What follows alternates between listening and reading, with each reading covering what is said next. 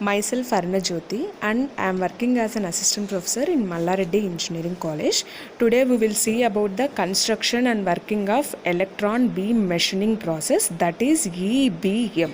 Okay, first I will explain that electron beam machining process construction and working, and then we will see the applications, advantages of this electron beam machining process. Before going to explaining the construction and working of this electron beam machining process, I would like to explain the classifications of this EBM process.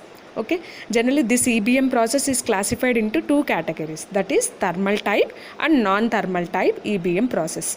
What is going to be happen in each case we will see now. In thermal type, whatever the surface of electric cathode is there, this is an electric cathode. This cathode is heated to high temperatures so that electrons will acquire sufficient speed to escape out to the space around this cathode. Okay, then that stream of number of electrons will move towards a small diameter called anode.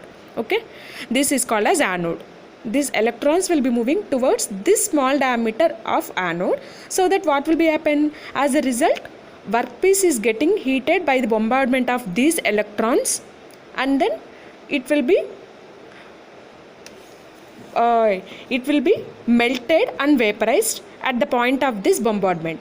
So whereas in non-thermal type, whatever the electron beam is used to cause chemical reaction at that workpiece. Okay, in case of thermal type, melting and vaporization of workpiece is going to be taken, whereas in non-thermal type, chemical reaction is going to be taken care.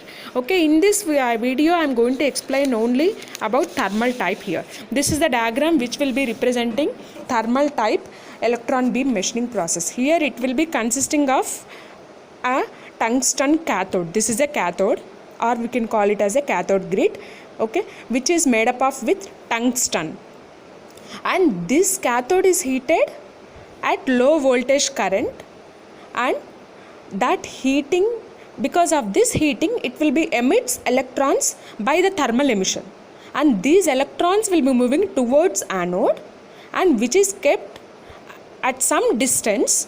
Generally that distance and the the voltage which is going to be generated by this is 20 to 200 kilovolts potential difference we are going to maintain between the cathode and anode, such high voltage accelerates the electrons to high velocities here, and the use of this grid around this cathode is also used for controlling the beam here, and it will be makes the electrons to pass through the center of the anode.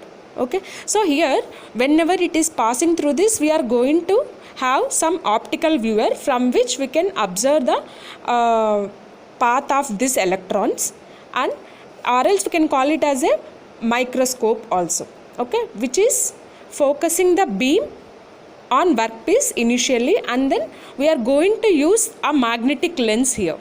These are the stream of electrons. We are going to use magnetic lens here.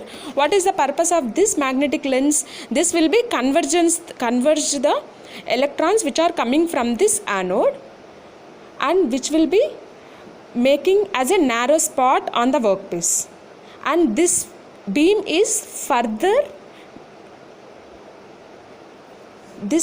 used to deflect the beam. This beam is used to focus on the workpiece further by using this deflection coils. The purpose of this deflection coil is, whatever the deflection is going to be taken place by using this magnetic lens, that electrons will pass through this deflection coil, and it will further convergence, so that finally it is going to be strikes on the workpiece along a contour. Okay, so this high velocity beam will be striking on the workpiece, so that whatever the kinetic energy of electrons are there, that will be converted into heat energy, and because of this heat energy, the workpiece will get melts and vaporize.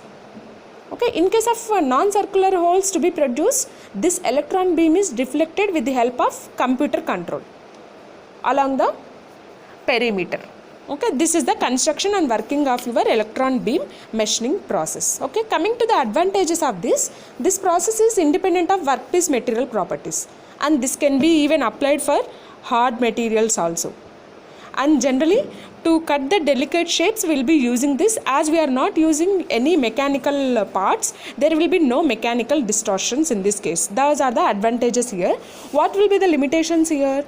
As we know very well that we have to maintain this entire operation in a vacuum chamber, so that too high operation cost will be there, and as well initial cost of equipment also high.